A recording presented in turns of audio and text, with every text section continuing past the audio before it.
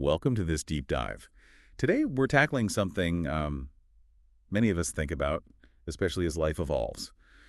Finding real love and, navigating relationships, particularly after we've hit the big 4-0. We'll be exploring the insights of Jillian Turecki. She's a well-regarded relationship coach and the author of It Begins With You, 9 Hard Truths About Love That Will Change Your Life. Right. And we're drawing from a really interesting conversation she had on The Tamsin Show. The goal is to understand how to break free from those, frustrating relationship patterns. Yeah, and build stronger, more meaningful connections. Exactly. Our goal here really is to distill Jillian's expertise into practical takeaways, things you can use, right away. Whether you're single, maybe newly dating, or even in a long-term thing. Yeah, exactly. Or just taking stock. This deep dive is designed to give you a solid grasp of essential truths about love, but without, overwhelming you. We all know how much our romantic lives impact everything else, our overall happiness, sometimes wonderfully. And sometimes, let's be honest, not so much. So we're here to help you tip that scale towards the wonderful. Okay, let's unpack this then. Jillian's path to becoming this relationship expert is quite compelling. She started as a yoga teacher. Right, which immediately tells you she gets that mind-body connection. Definitely. But it was a series of really personal challenges. The end of a tough marriage, losing her mother, a miscarriage, all happening around the same time. Wow, yeah. That really seemed to forge her understanding of what makes relationships work and, just as importantly, what causes them to, fall apart. It's interesting how that yoga background really informs her whole philosophy on relationships, isn't it? Totally. That focus on the self, that kind of internal balance and well-being, it became the cornerstone of her belief that, healthy external connections, they really start with the relationship we have with ourselves. So that really difficult period in her life, it must have been incredibly hard, but it acted as this, catalyst for her deep dive into love and connection dynamics. And that core message of her book, It Begins With You, it just really resonates. It does. It's that fundamental idea, our own well-being, a strong sense of self. They're essential if you want to find and keep real love. Absolutely.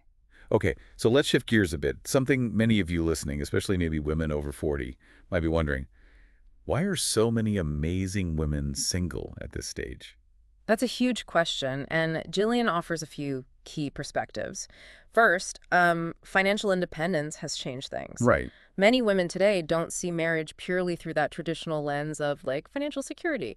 They have more choice, more agency. They might choose singlehood or prioritize other things. Like careers. Exactly. That's the second point. Career ambitions often take center stage, which can mean postponing the active search for a serious relationship until later. Makes sense. And third, she points out this tendency, maybe statistically, for women to need more time for emotional healing after breakups or divorces compared to men, which can naturally lead to longer single periods. Maybe that self-reflection part is key there. That definitely resonates. It often feels like women do engage in a deeper process, trying to understand what went wrong.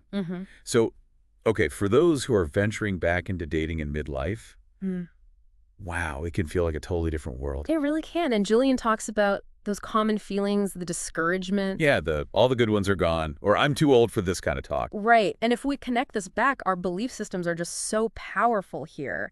Jillian really emphasizes that if you go into dating expecting the worst, It can become a self-fulfilling prophecy. Exactly. But she shares this really encouraging story about women in their 50s who, because they have positive beliefs and they're open, they have amazing dating lives. That's great to hear. It really shows how much our mindset shapes things. And she also advises patience. Building something real almost always takes longer than we think. So true. And this next bit of advice from her is really, really interesting. The second date dilemma. Right. She says basically, stop going on second dates with people you don't genuinely like, even if there's intense physical chemistry. Right. And conversely. Be open to exploring things with people you do genuinely like as humans, even if that initial crazy spark isn't there right away. Yeah. She stresses character. Character as the bedrock. It makes you think, how often do we chase that initial fizz over something more solid? All the time, probably. Yeah. It's interesting how she flips that script on needing immediate, intense attraction. Well, chemistry matters, of course. Sure. Prioritizing genuine liking and solid character, well, that's a much better foundation for something that might last. It's about moving away from chasing fireworks, maybe. and valuing deeper compatibility instead. Right. Okay, let's tackle those negative societal messages, Mm. especially about aging in women. Oh, definitely. We are just bombarded, aren't we? Particularly in the US, maybe. These often impossible beauty standards pushed by media, cosmetic procedures. It's intense. A real pressure cooker? Absolutely. And Jillian acknowledges that. She talks about the internalized ageism that so many women feel. When those outside messages become what we believe about ourselves. Exactly. It hits our confidence. But she offers a useful contrast, like looking at some European cultures where age doesn't seem to carry the same negative weight in terms of attractiveness. That's a good point. So she encourages listeners, fight back against that internalized negativity. Own where you are right now. It's about seeing the conditioning and actively rejecting it. Okay, moving on. Yeah. She also addresses that common dating dynamic, the idea of making someone work for it. Yeah. Playing hard to get. Yeah. So, She really challenges that whole notion. She Right. draws a clear line between, like, the normal, healthy effort you put into building a relationship and that draining feeling of constantly chasing someone who seems kind of dismissive or just not that interested. One feels mutual, the other feels desperate. Totally. Healthy relationships need mutual effort, mutual respect, not this power game where one person is always trying to prove they're good enough. Okay, now this is where it gets really juicy. Jillian points to what she sees as maybe the major mistake in modern dating, especially right now, like 2025. Okay, what is it? The massive over-reliance on constant texting, especially with strangers or people you barely know, instead of actual real-life interaction. You mean like phone calls or dates? Imagine actual dates. So why is that such a pitfall? What's the danger? Well, Jillian explains how all that back-and-forth texting can create this false sense of intimacy. It's fueled by those little dopamine hits we get from notifications. The phone buzz. Yeah. Those little bursts of pleasure, they can become almost addictive. So the idea of connection, the anticipation, starts feeling better than the actual, maybe slower, harder work of building real intimacy face-to-face. That makes a lot of sense. It's easier. It is. So she really stresses. Keep living your full life.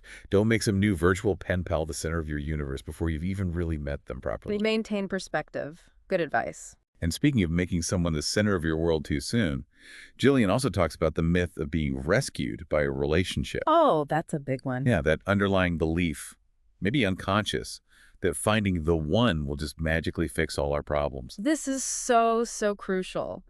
Jillian emphasizes, look, love can be healing. It can be supportive. Absolutely. But you can't expect a partner to be your therapist or the sole source of your happiness. Right. They can't fix your core issues for you. Exactly. She defines neediness really clearly. It's relying on a partner for your happiness versus a healthy relationship where your existing happiness is enhanced by the partnership. That's a great distinction. Our own stuff, our journeys, our problems, they're still ours to deal with, even when we're loved. So if you are bringing unresolved things in, You need to deal with them yourself first, ideally. well, at least recognize them and be working on them. Yeah. So for someone listening right now thinking, okay, I get it, I'm ready to find love, where do I even start? What does Jillian suggest? She recommends a kind of multi-pronged approach, not putting all your eggs in one basket. Okay, like what? So, yeah, dating apps are part of it, but use them with clear boundaries. Don't let them consume you. Right. Avoid the burnout. Definitely. Also, actively socialize, even on your own. Go places. Be open to meeting people, making friends first even. Friendships can lead anywhere. Sure. And really importantly, get involved in things you genuinely care about. Volunteering, community groups, hobbies. Places where you'll meet people with shared interests. Exactly. The main message is you have to actively put yourself out there. Love probably isn't going to ring your doorbell while you're waiting passively. Probably no. Think of it like any other big goal in life. It takes effort, it takes persistence, you'll face setbacks, but you keep going. Okay, let's unpack one of her 9 hard truths. Number 7. You cannot convince someone to love you. Seems obvious, maybe. Yeah. But But it's a pattern so many people fall into, right? totally. What's key here is understanding that dynamic of like unbalanced feelings in dating, where one person is bending over backwards trying to earn acceptance. Trying to be someone they think the other person wants. Precisely. And Jillian points out how that often backfires. Overgiving can actually push people away. Interesting. She draws a really important line between fighting for a relationship, which implies something potentially good is there that needs work, and fighting to simply be seen as enough within it. That's damaging. So what's the alternative? Setting boundaries, speaking up about your needs, even if it risks the relationship ending, your well-being has to come first. Wow, that takes courage. Yeah. And it connects perfectly to that other piece of advice, the one from her father. Better to be alone than lonely with someone. Oh, that phrase is powerful. Lonely with someone. It really is. It cuts right through the stigma about being single, doesn't it? It does. Jillian emphasizes that a genuinely unhappy romantic relationship, it can wreck your overall well-being more than almost anything else, more than work stress even. Really? More than work. That's what she suggests, that the impact is profound. And lonely with someone is that awful feeling of being unseen, unheard, just disconnected, even though you're technically together. Yeah. I think many people can relate to that feeling. So her message is, prioritize your own peace and well-being over the pressure to just be partnered up. She also challenges that big romantic notion of the one, the single soulmate destined just for you. Right. She encourages us to rethink that whole concept. Finding love again, especially maybe after a big loss, she says it's often tied more to your own belief system. Your belief that it's possible. Exactly. Believing you can find someone new and wonderful, even if they can't replace who you lost. It's about believing in a different kind of valuable connection. Connection is often about internal readiness, timing, not just finding one specific magic person. Okay. She also talks about the mind being like a battlefield. That constant mental chatter, those negative thought loops we get stuck in. Yeah, and how hard it is to just, stop thinking those thoughts. Impossible sometimes. Right. But her advice is practical. Use mindfulness not to stop the thoughts, but just to notice them, to become aware, like, there's that story again. Just recognizing it. Yeah. And then crucially, the power of physical movement. Things like a quick cold shower, going for a brisk walk, exercise, these things can actually reset your nervous system, get you out of your head fast. Move your body, change your mind. Kind of, yeah. She also mentions co-regulation, how being around supportive people, friends, family, even pets, can calm our nervous systems. Yeah. And also giving back. Helping others is a powerful way to shift focus off yourself. Good tips. Okay, let's clarify something that often trips people up, especially early on. Lust versus love. The big L's. Yes. Yeah. Jillian breaks it down nicely. Lust, she says, is basically biological. It's intense excitement, infatuation, strong desire, physical and emotional. The can't eat, can't sleep phase. Pretty much. It can involve obsession, seeing things through those rose-colored glasses, maybe not seeing flaws. Okay, and love. Love involves giving, support, patience, feeling safe. It's deeper, steadier. Now that intense burning lust, it naturally fades in long-term relationships. That's normal. But passion can last. Absolutely. Lasting passion comes from novelty, shared experiences, continued connection, effort. But she warns against constantly chasing that initial lust high through one short-term relationship after another. Right. That just leads to a cycle. This is also relevant, especially thinking about relationships during midlife. Perimenopause, menopause. These hormonal shifts can add another layer of complexity for women. Definitely. This is a really important area she addresses, and it doesn't always get the focus it needs. True. Jillian acknowledges the challenges. Maybe a dip in confidence, feeling invisible sometimes, body changes, libido changes. Yeah, all that. And she connects these potential challenges to why we sometimes see an increase in divorces during this life stage. A key factor she points to is burnout. Burnout. How so? Women in midlife relationships often hit a point where they've been giving and giving to partners, kids, jobs, aging parents, often at the expense of their own needs. The classic caregiver burnout. Exactly. So her advice is crystal clear. Prioritize self-care. And that means real self-care. Rest, hobbies, friendships, time alone, things that nourish you. This actually helps hormonal balance, energy, overall well-being. And interestingly, she says this often helps mood, energy, even libido. That's what she observes. When women start prioritizing themselves, things often improve across the board. It circles back to her core message. It begins with you. Your well-being is crucial, even if you're also considering couples therapy. Your individual health matters immensely. She even mentioned something about women with simpler, less stressed lives having fewer menopausal symptoms. Yeah, an anecdotal observation, but it points to that connection between stress, lifestyle, and how we experience these transitions.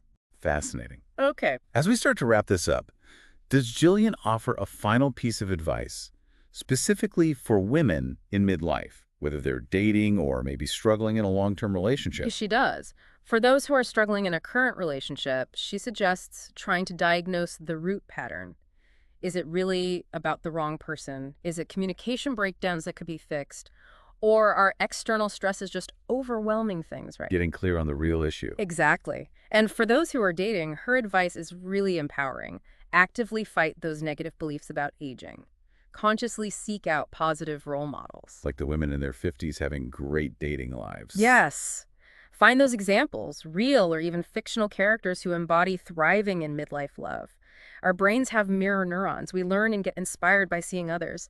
So flood your brain with positive possibilities. She really wants women to know that amazing relationships are absolutely possible at this stage. That's a powerful message. So let's quickly recap some key takeaways from this deep dive into Jillian's work. Yeah. Self-awareness is just huge. It's the foundation.